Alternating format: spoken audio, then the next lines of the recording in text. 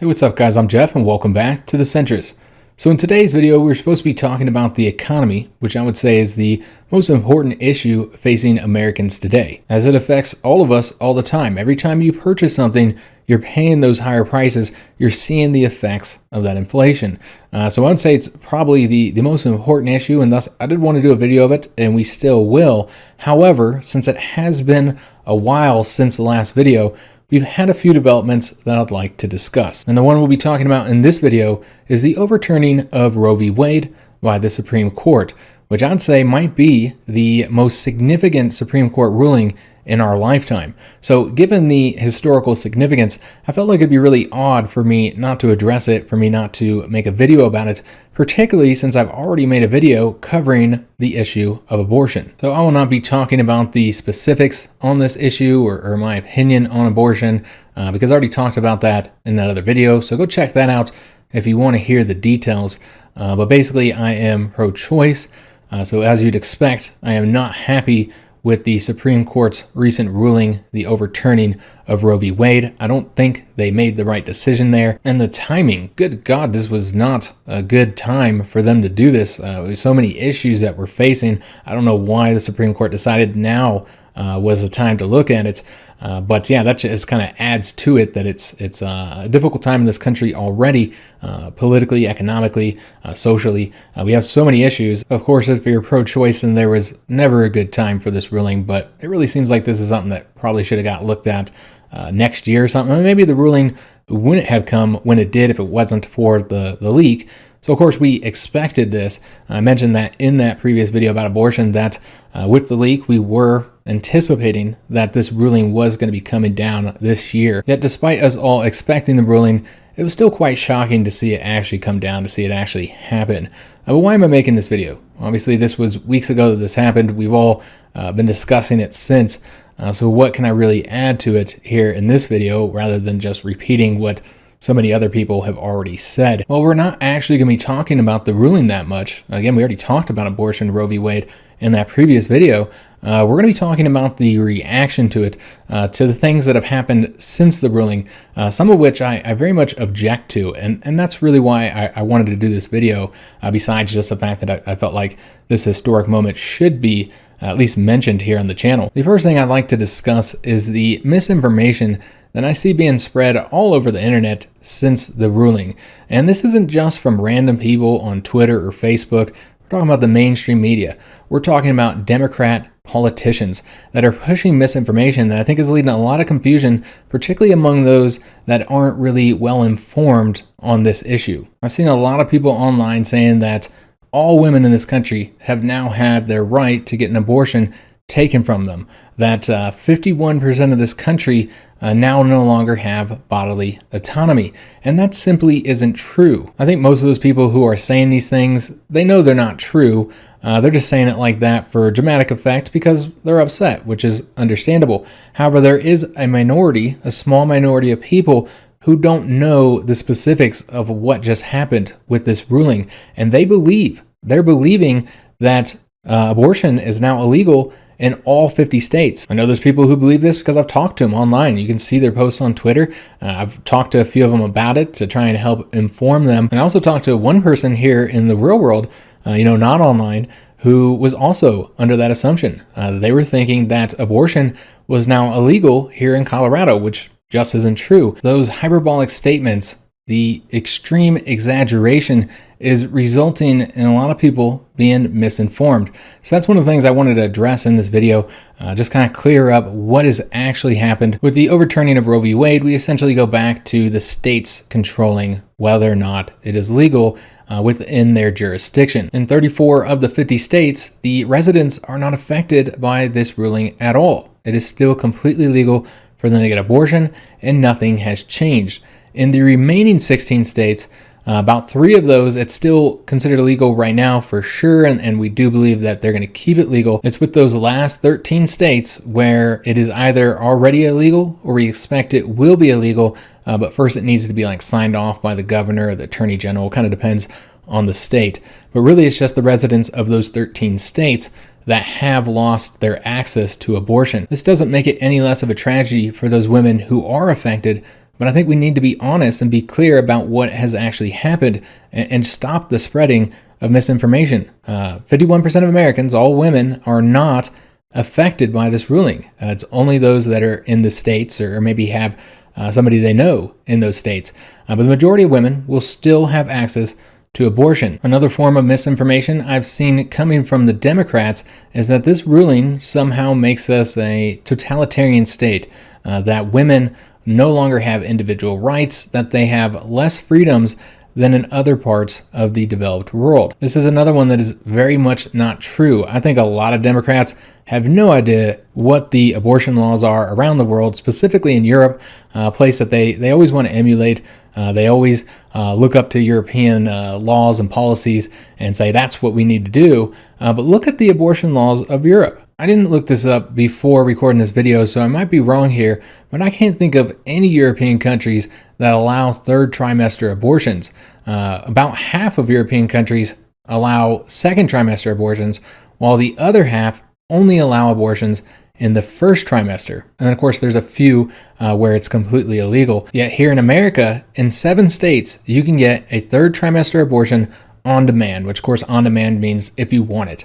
In some of those European countries, they'll do third trimester abortions if the mother's life is at risk or for other complications, but they do not allow third trimester abortions on demand. That's what we're talking about, on demand, where you can get it whenever you want, regardless if it's medically necessary or not. In 7 US states, you can get a third trimester abortion on demand. And even if those 13 states make abortion completely illegal, that's still 37 states where you can get abortion in the first and second trimester. Therefore, even after this ruling, the United States still has the most liberal, the least restrictive abortion laws in the entire world. Despite what members of the Democratic Party are telling you, this ruling does not make Americans less free than all the rest of the developed world. It does not make us have the most restrictive abortion policies. It's simply not true. In addition to the consistent misinformation I've been seeing about this topic, which, for the Democrats being the party that wants to stop misinformation, wants to give the government the ability to regulate this matter and determine what's misinformation and then censor it on the internet, for the party that's saying these things, they sure do spread a lot of misinformation. But in addition to the misinformation, another issue I've been having is the rhetoric that's been surrounding what our response to this ruling should be. Overall, the rhetoric coming from the left right now has been incredibly divisive, unhelpful, and frankly, not based in reality. In addition to that, we've seen threats of violence and actual violence in response to the ruling. So many people are calling for President Biden to do something. The same Joe Biden who just 40 years ago voted to overturn Roe v. Wade. He wanted to get rid of Roe v. Wade. He did not support abortion. He made it very clear on multiple occasions throughout the 70s and the 80s that he did not support abortion and that he thought it should be completely illegal. So that same Joe Biden, they want him to pass his executive actions in order to change this. They want him to do all kinds of things that he doesn't have the power to do. There are so many people demanding that somebody, they don't care who, that somebody does something. They don't even know what they want done. They just want this to be fixed. And this is something we're going to discuss here in a little bit, what I think we should do and what several Democratic politicians are proposing that we do, because there are answers, there is a potential solution here. But the demands that something is done, the protesting, which it's perfectly fine to go out and protest about this decision, to express your unhappiness. I don't think it would be very effective in this situation, because who are you protesting? What is it that you're expecting them to do? A lot of people seem to not really have answers to those questions.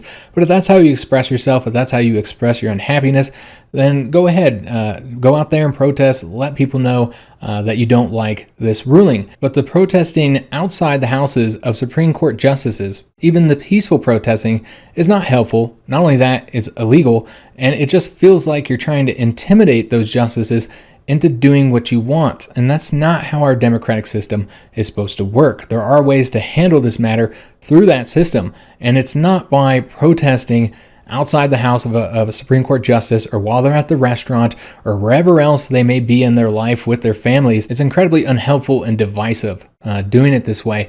And likewise, firebombing conservative, pro-life pregnancy centers is also not the answer. That just makes you the bad guy. You are now a criminal. You're attacking people for their political beliefs because you don't agree with them politically. They're not the ones who made this ruling, and yet you're firebombing them because you don't agree with them. You're throwing Molotov cocktails into their place of business. And this has happened to dozens of businesses. These numbers keep on increasing, and they threaten to do so if this ruling happened. So it's no surprise that they have turned to violence, that some of these left-wing groups have decided to take a more violent approach to express their unhappiness, but it's completely unacceptable, and we as a society should not tolerate it from anybody. It doesn't matter if it's far left, far right, violence, political violence, which is terrorism. That's what terrorism is. When you use violence, terror, fear in order to get your way politically, when you try and use that violence to force change in the country politically or religiously, when you try and force your ideas on that country using that violence.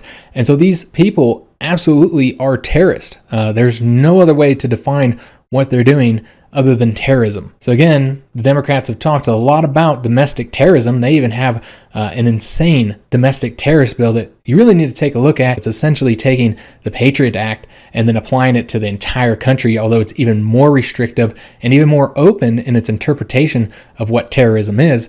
And it's just an absolutely insane totalitarian bill that I really hope that doesn't pass. It's already gone through the House, but the Senate isn't likely to vote on it. But if that bill did pass the Senate, I think Joe Biden would sign it, and we would have the Patriot Act 2.0, just far worse than what the Patriot Act did, which I didn't support when that happened under Bush. And this is much, much worse. And this is a Democratic bill.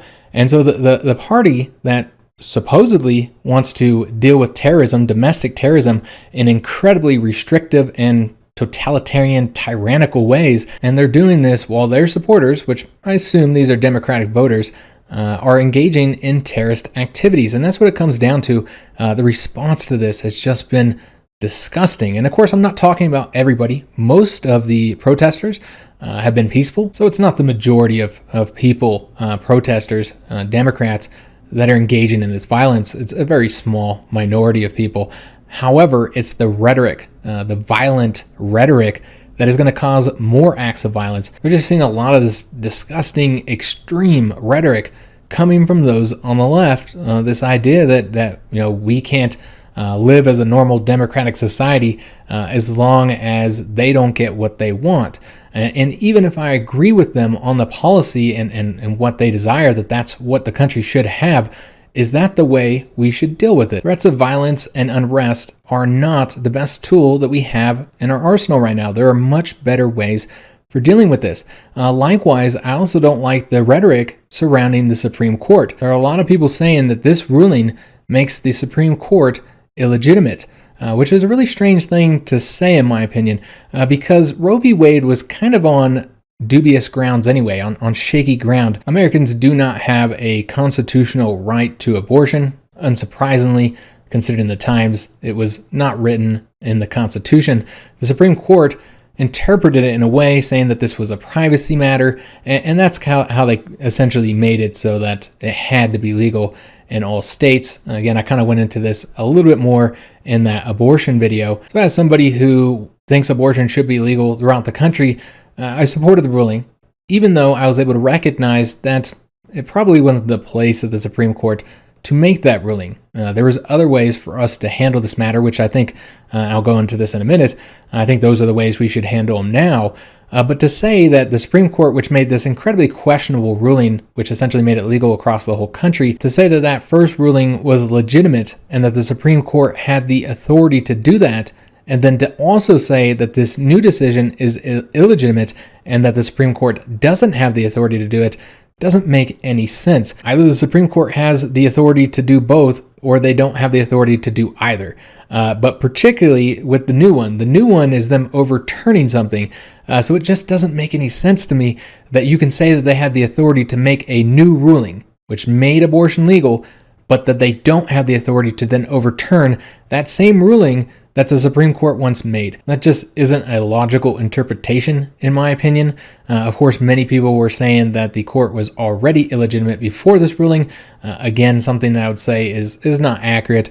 The Democrats have been saying this for a while, that the Supreme Court justices that Trump appointed were not legitimate for a couple reasons. First of all, they say that Donald Trump was not the legitimate president. Even though I didn't personally like him, I didn't vote for him in either election. I didn't want him to be our president. I don't want him to be our president again in the future.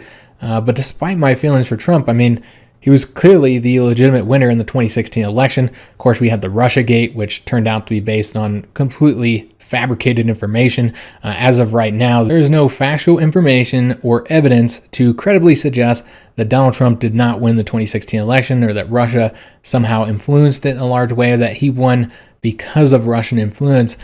Sure, they did spend some money on pro-Trump ads. It wasn't a lot of money, a small fraction of the total money spent.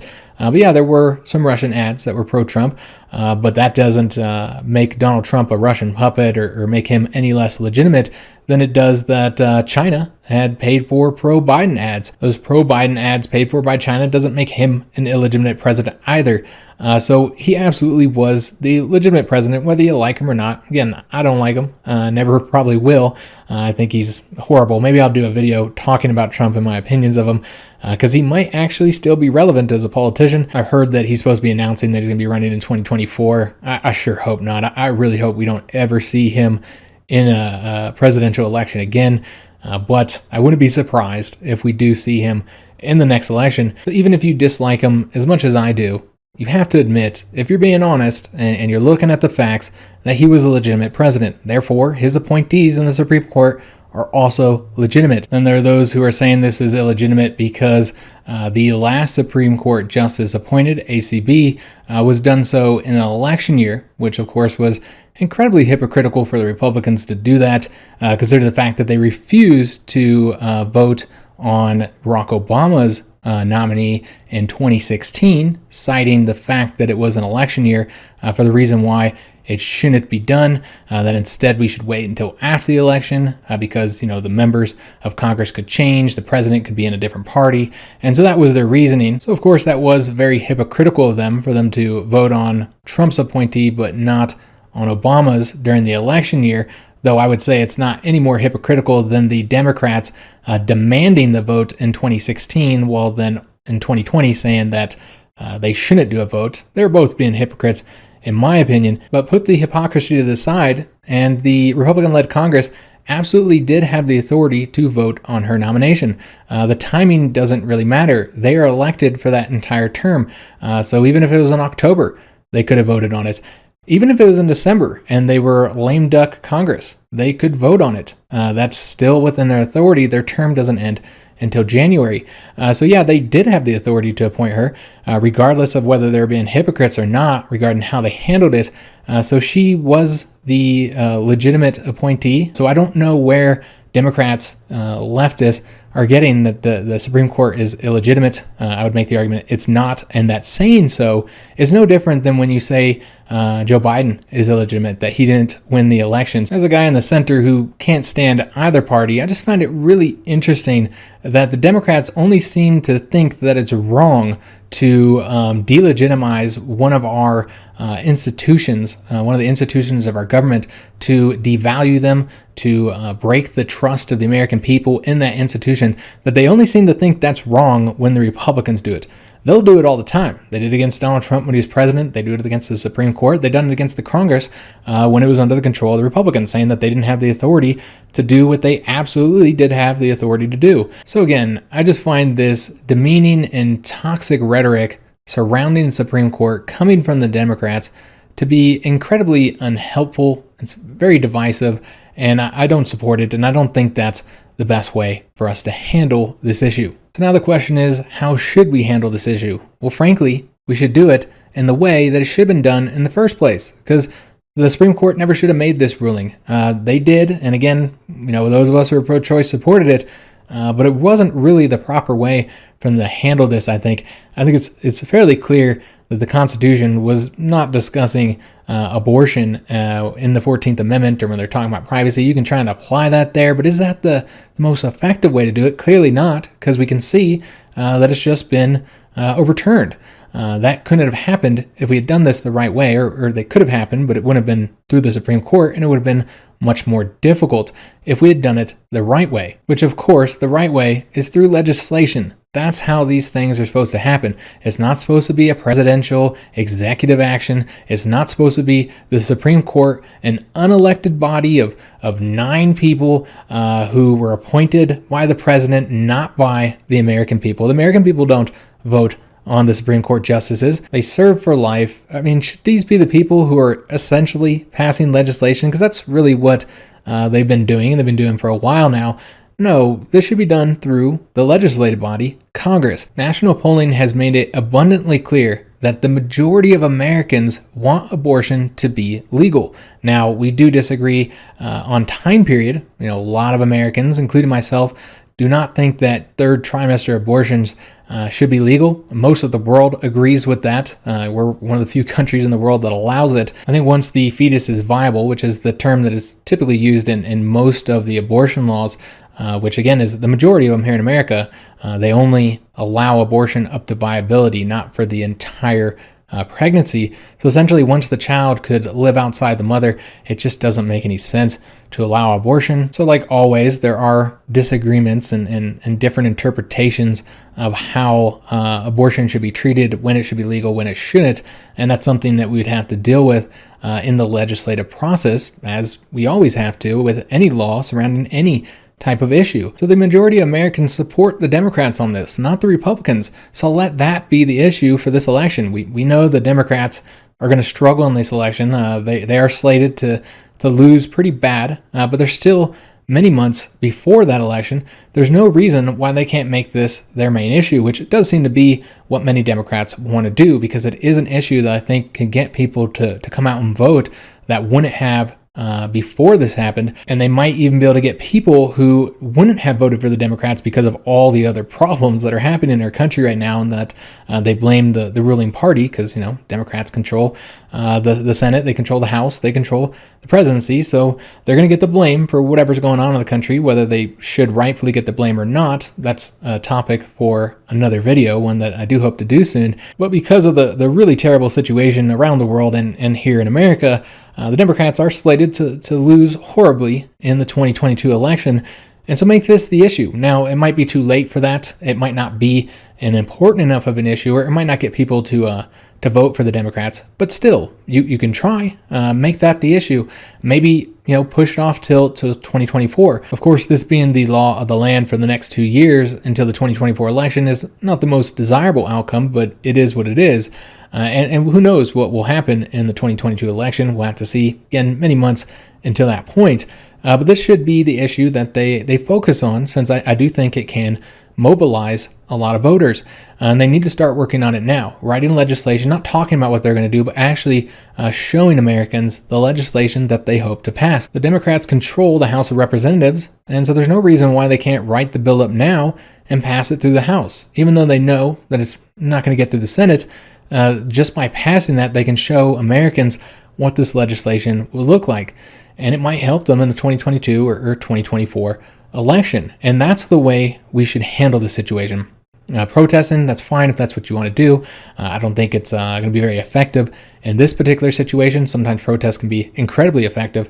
With this one, I don't think protesting the Supreme Court justices is going to do anything. I don't know what they're hoping to gain from that.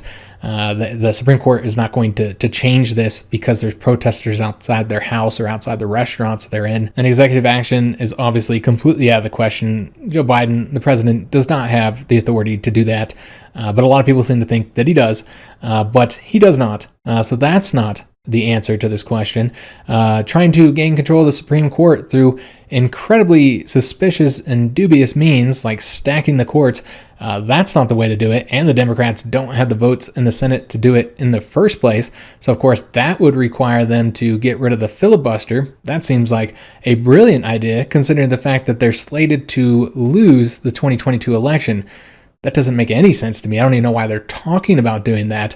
That seems like you're just handing complete control of the Congress to the Republicans with no way for the minority party to stop whatever the Republicans decide to do once they gain control. It often seems to me like the Democrats forget that one day they'll be the minority party, which of course is the whole reason why this has happened in the first place. Let's not forget that the Republicans were able to push their appointees through the Supreme Court without any Democratic votes because it was the Democrats who got rid of the filibuster for the Supreme Court justice votes. They did that. That is why the Republicans were able to push through their appointees. So it came back to bite them in the ass.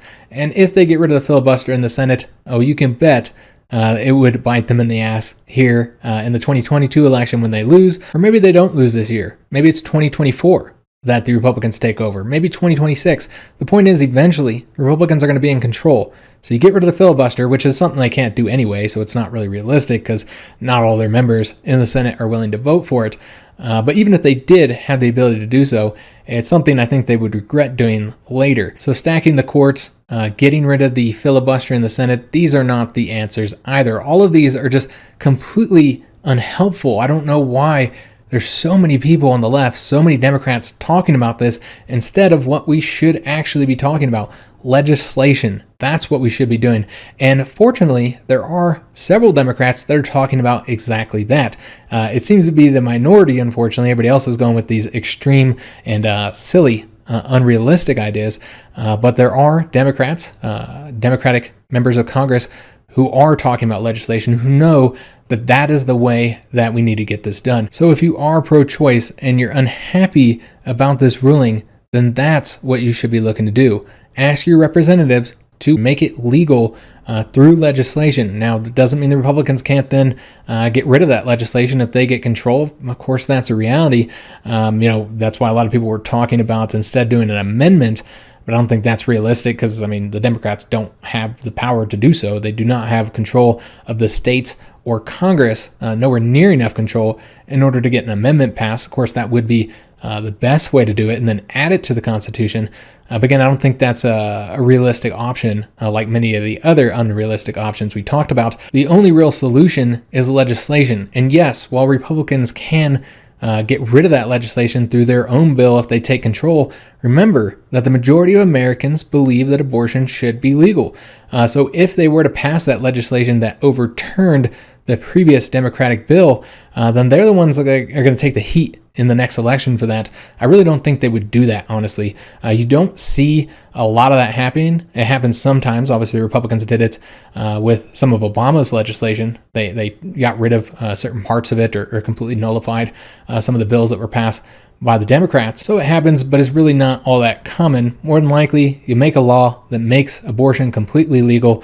There's a good chance that that will become the law of the land from here on out, at least for many decades, and it'll be future generations that again have to deal with this abortion issue. But that's essentially all I had to talk about in this video. I just wanted to address the misinformation that I see being spread about this matter online, and particularly the toxic, unhelpful, divisive rhetoric that we see coming from people I agree with on this issue, pro-choicers, my side on this particular issue. I just don't think that this is the best way to handle the problem, to express our unhappiness and our discontent with this ruling. So I hope you guys enjoyed this video. If you did, make sure you leave a like on it, subscribe to my channel, hit that notification bell, and leave a comment. I'd love to hear your opinion. Let me know how you guys feel about this matter, not just about abortion, obviously, because we talked about that in the previous video, but specifically about this ruling. How do you feel? And most importantly, the topic of this video, how do you feel about the reactions of the pro-choice side? Do you agree with me that this has been completely unhelpful and this is not the way to deal with it, and that violence is unquestionably the wrong answer, the wrong solution, and that there's much better ways, and that the misinformation is also quite toxic? Or do you completely disagree with me? Do you believe that this is exactly how this should be handled? And if you do disagree, well, you're one of the people I want to hear from most. Let me know down in the comments what it is that you disagree with. What about what I said in today's video that you do not agree with? So post that comment below. I look forward to hearing from you guys. I do hope to see you guys on the next video, which hopefully should not be as far away as this video was from the last couple that we did here. If you don't know me from other places, then you might not know that I'm currently trying to sell my house and buy a new one, which is a very difficult process, particularly right now. So it is kind of time consuming, and so that's a reason why there wasn't any videos for so long. But the next video should be much sooner. I do hope to see you guys on that video, and thanks for watching.